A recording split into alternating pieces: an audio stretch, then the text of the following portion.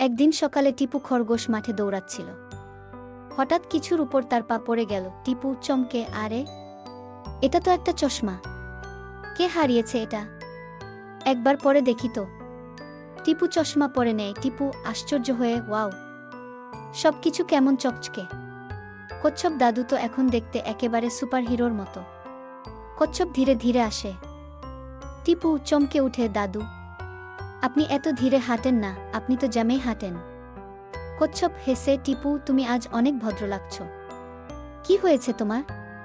টিপু, এই চশমাটাই হয়তো জাদুকর। আমি এখন সবাইকে ভালোবাসতে পারি।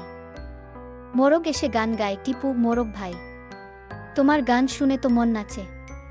মোরগ লাজুকভাবে, ওহো, তুমি তো আগেও আমাকে বোলচাল মেশিন বলতে। টিপু হেসে, সরি ভাই, আজ থেকে আমি সবার প্রশংসা করব। হঠাৎ দৌড়াতে গিয়ে চশমা পরে ভেঙে যায়। টিপু, ও নাথ, এখন আবার আমি আগের মতো হব? কাকড়া মাস্টার আসে। মাস্টার, টিপু, এই চশমা তোমার মন বদলেছে না, বদল এসেছে তোমার চোখের দৃষ্টিতে। তুমি ভেতর থেকে ভালো হতে চেয়েছ, সেটাই আসল জাদু। টিপু আলতো হাসি দিয়ে, মানে আমি নিজেই একটা ছোট্ট জাদুকর। আর সেই দিন থেকেই টিপু হয়ে গেল জঙ্গলের সবচেয়ে নম্র আর বন্ধুবান্ধব খরগোশ।